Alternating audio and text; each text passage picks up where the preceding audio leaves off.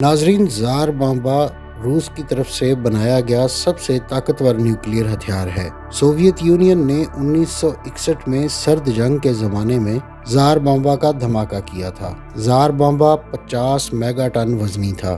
اس سے جو دھماکہ ہوا وہ ہیروشیما اور ناگاساکی پر گرائے جانے والے ایٹم بم سے 3300 گنا سے بھی زیادہ طاقتور تھا، اور یہ دھماکہ روئے زمین پر انسان کی طرف سے کیا گیا سب سے طاقتور دھماکہ تھا۔ روس نے ایک عرصے تک اس کی ویڈیو دنیا سے چھپائے رکھی، تاہم حال ہی میں روسی ایٹمی ایجنسی کی طرف سے اس واقعے کی ویڈیو جاری کر دی گئی ہے۔ آج کی ہماری ویڈیو اسی زار بامبا کے بارے میں ہے۔ اس بم کی تباہی اور خوفناکی کے بارے میں جاننے کے لیے یہ ویڈیو آخر تک مکمل دیکھیں۔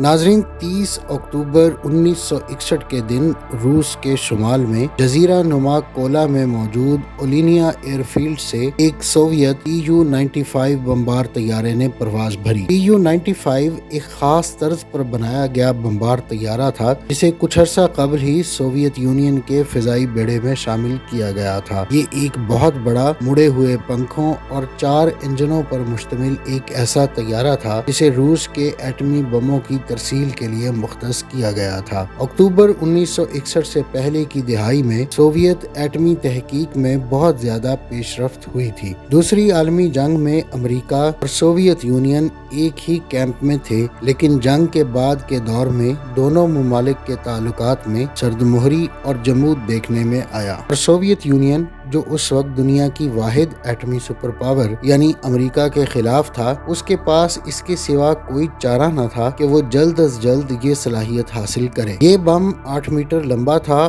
اور اس کا ریڈیس تقریباً 2.6 میٹر تھا، جبکہ اس کا وزن 27 ٹن سے زیادہ تھا۔ یہ بم دیکھنے میں لٹل بوائے اور فیٹ مین بموں جیسا نظر آتا تھا، وہ بم جنہوں نے 15 برس قبل جاپان کے شہر ہیروشیما اور ناگاساکی کو تباہ کر کے رکھ دیا تھا۔ سوویت یونین کے اس بم کو اس وقت مختلف نام دیے گئے، جیسا کہ پروجیکٹ 27000، پروڈکٹ کوڈ 202، RDS-220 اور کوزینکا میٹ، لیکن اب یہ زار بامبا یعنی زار کا بم کے نام سے جانا جاتا ہے۔ اگست 1949 کو سوویت یونین نے موجودہ قازقستان کے دور دراز علاقوں میں اپنے پہلے جوہری ہتھیار کا تجربہ کیا تھا۔ مغربی ممالک میں یہ تجربہ جو-1 کے نام سے جانا جاتا ہے، اور اس کے لیے امریکہ کے ایٹمی پروگرام میں جاسوسی کے ذریعے حاصل ہونے والی خفیہ معلومات کو استعمال کیا گیا تھا۔ بعد کے برسوں میں سوویت یونین کے تجرباتی پروگرام میں تیزی آئی، اور صرف سن 1958 میں سوویت یونین نے 36 ایٹمی بموں کے تجربات کیے، لیکن سوویت یونین کے اس تجربے کا موازنہ کسی اور چیز سے نہیں کیا جا سکتا۔ Tu-95 میں ایک بہت بڑا بم رکھا گیا تھا۔ یہ بم اتنا بڑا تھا کہ اس طیارے میں اس طرح کے گولہ بارود کے لیے فٹ آنا بہت مشکل تھا۔ زار بامبا کوئی عام ایٹم بم نہیں تھا، بلکہ سوویت سائنسدانوں نے زبردست کوشش کے بعد اس کو بنایا تھا۔ ان کا مقصد اپنے دور کا سب سے طاقتور ایٹم بم بنانا تھا۔ سوویت یونین ایک ایسا جوہری ہتھیار بنانا چاہتا تھا کہ دنیا سوویت یونین کی طاقت کا سوچ کر ہی کانپ جائے۔ زار بامبا دھات کا ایک دیو تھا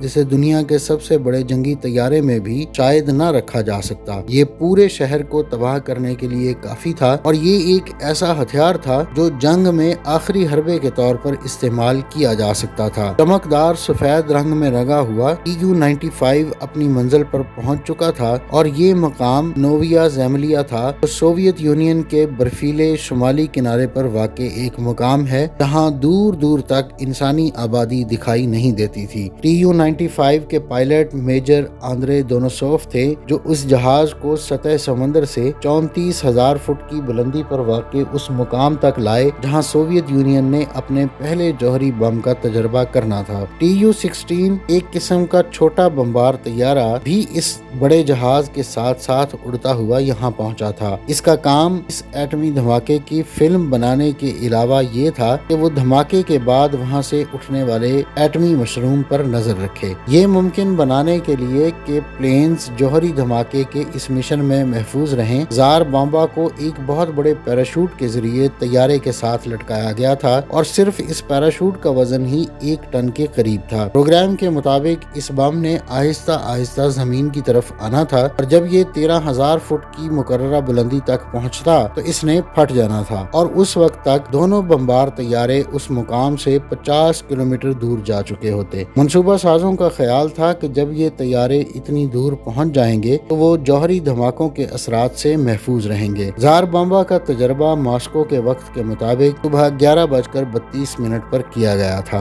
एक ही लम्हे में वहां से आग का एक शोला निकला जो 5 मील चौड़ा था और जब धमाका हुआ तो इसमें तेजी से निकलने वाली रोशनी इतनी ज्यादा थी कि उसे 1000 किलोमीटर दूर से देखा जा सकता था। धमाके से बनने वाले एटमी मशरूम की शक्ल फैलते फैलते 64 मील की बुलंदी तक जा पहुंची और अगर इसे दूर से देखा जाता तो ये एक हैरान कुन मंजर था। इस इलाके में इस धमाके के असरात तबाहकुन थे। धमाके के मकाम या ग्राउंड जीरो से तकरीबन 55 किलोमीटर दूर गांव मुकम्मल तौर पर तबाह हो गया और सैकड़ों किलोमीटर दूर सोवियत यूनियन के मुख्तलिफ कस्बों में मकानात गिरने, घरों की छतें उड़ने और दरवाजे खिड़कियां टूट जाने की मुतअद्दिद इतलात मिली। इसके अलावा पूरे इलाके में रेडियो की नशरियात में 1 घंटे से ज्यादा देर तक खलल मौजूद रहा। ये बड़े तैयारे U-295 की खुशकिस्मती थी कि इस धमाके में बच गया क्योंकि ये धमाका इतना जोरदार था कि उसने तैयारे को 1000 मीटर ऊपर धकेल दिया और पायलट को इसका कंट्रोल अपने हाथ में वापस लेने में वक्त लगा। ये एटमी धमाका देखने वालों का कहना था धमाके से रोशनी का इतना बड़ा गोला बरामद हुआ कि तैयारे के नीचे मौजूद बादल और इर्द गिर्द का तमाम इलाका रोशनी में नहा गया। ऐसा लगता था कि इस धमाके ने पूरी जमीन को अपने अंदर निगल लिया है। जार बम्बा से इतनी तवानाई खारिज हुई थी कि यकीन नहीं आता। अब ये अंदाजा लगाया गया है कि ये तकरीबन 57 मेगाटन के बराबर थी। दूसरे अल्फाज में 5,70,000 TNT धमाके के बराबर। ये तवानाई हिरोशिमा और नागासाकी पर गिराए जाने वाले एटम बम्बों की मजमूई तवानाई से 1500 गुना ज्यादा थी और जंग अजीम दोइम में गिराए जाने वाले तमाम बमों की मजमूई तवानाई से 10 गुना ज्यादा। सेंसर्स की मदद से मालूम हुआ कि इस धमाके से उठने वाली लहर ने खत्म होने से पहले जमीन के गिर्द 1 नहीं 2 नहीं बल्कि 3 मरतबा चक्कर लगाया। ये एक ऐसा धमाका था जिसे दुनिया से पोशीदा नहीं रखा जा सकता था। एटमी धमाके के मुकाम से 10 किलोमीटर दूर अमेरिका का एक जासूस तैयारा मौजूद था। उसमें एक खास आला लगा हुआ था जिससे कहीं दूर दराज होने वाले जौहरी धमाके का भी पता लगाया जा सकता था। उस जासूस तैयारे ने, जिसे स्पीड लाइट का खुफिया नाम दिया गया था, की मदद से पुरस्रार धमाके के बारे में आदाद शुमार जमा किए थे। सोवियत यूनियन के इस जौहरी धमाके के फौरन बाद बैनुल अक़वामी सतह पर मजम्मत शुरू हो गई। मजम्मत करने वालों में सिर्फ अमेरिका और बरतानिया ही शामिल नहीं थे बल्कि इसमें स्वीडन जैसे सोवियत यूनियन के कुछ पड़ोसी ममालिक भी शामिल थे। इस धमाके से उठने वाले गुबार की एक ही बात अच्छी थी कि चूंकि आग जमीन की सतह तक नहीं पहुंची थी इसलिए इससे निकलने वाली ताबकारी की मिकदार हैरत अंगेज तौर पर कम रही। सूरत हाल इससे बहुत मुख्तलिफ भी हो सकती थी लेकिन जार बम्बा के धमाके के असरात को कदरे लगाम डालने के लिए इसके डिजाइन में जो तब्दीली की गई थी अगर वो ना की जाती तो ये दुगना ताकत से फटता। ये बम बनाने वाले सोवियत फिजिसिस्ट आंद्रे सखारोव थे। ये वो शख्स थे जो बाद में बहुत मशहूर हुए क्योंकि उन्होंने दुनिया को हर उस हथियार से निजात दिलाने की कोशिश की थी जिसके बनाने में उनकी अपनी मदद भी शामिल थी। वो आगाज से ही सोवियत यूनियन के एटमी बम बनाने के प्रोग्राम के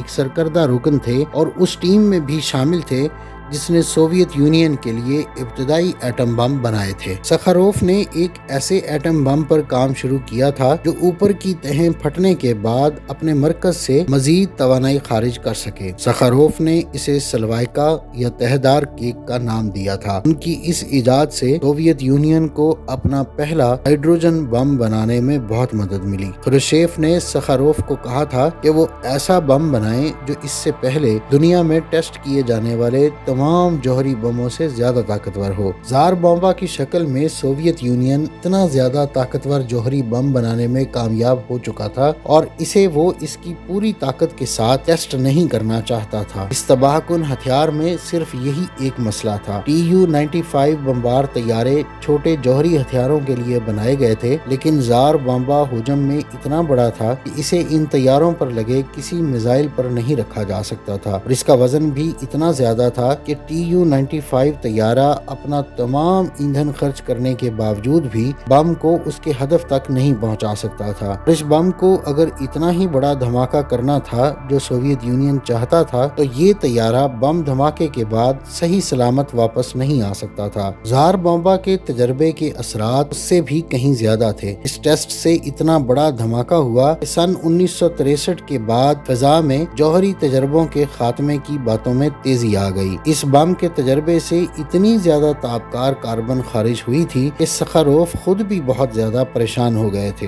چنانچہ سن 1963 میں جب جوہری ہتھیاروں کے تجربات پر جزوی پابندی کے معاہدے کا وقت آیا تو سخاروف نے اس کی بہت حمایت کی اور وہ جوہری ہتھیاروں کے پھیلاؤ کے بہت بڑے ناقد رہے۔ اس کے علاوہ جب سن 1960 کے عشرے کے آخری برسوں میں اینٹی میزائل سسٹمز لگانے کی بات ہوئی تو انہیں خوف تھا کہ اس سے دنیا میں جوہری ہتھیاروں کی ایک نئی دوڑ شروع ہو جائے گی۔ یوں سوویت یونین کی ریاست ان کے خلاف ہوتی گئی اور پھر سن 1975 میں انہیں عمل کے نوبل انعام سے بھی نوازا گیا۔ لگتا ہے کہ دنیا کے سب سے بڑے جوہری ہتھیار یعنی زار بمبا کے تجربے کے اثرات وہ نہیں نکلے جن کی توقع کی جا رہی تھی، اور یہ بم جوہری ہتھیاروں کی دوڑ میں اضافے کی بجائے ان ہتھیاروں کے عدم پھیلاؤ کا سبب بن گیا۔ ناظرین، یہ تھی آج کی ویڈیو۔ اگلی ویڈیو تک کے لیے مجھے اجازت دیجیے۔